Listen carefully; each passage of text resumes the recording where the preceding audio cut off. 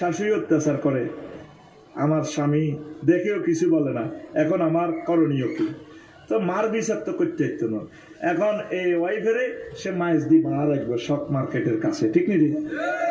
বউ শাশুড়ির খেদমত করতে বাধ্য নয়, তবে আপনার স্বামী আপনার শাশুড়িকে কিছু বলতে পারবে না, আলাদা করে গেলে আরেক দিকে নিতে হইব, সিস্টেম করে ফোন করে নিয়ে ঘটনা ঘটাই আসবে, ডার্লিং তুই এনে খাও, আনন্দ করো।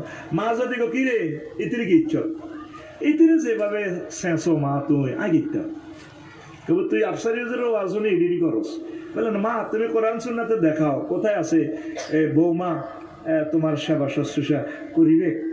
সেবা শুশ্রূষা আমি করবো, আমার উপরে ফরজ, আমি বান্দি দাসী রায় দিব, দরকার 3 বান্দি লইয়া নি ইউক্রেন থেকে, এগুলো সমাবাস করিও, বাচ্চা টাচ্চা হুড়াইম, তোমার সেবাও করবো। কো বাজি আস্তাগফিরুল্লাহ আস্তাগফিরুল্লাহ, দুইটি কিতা কথা।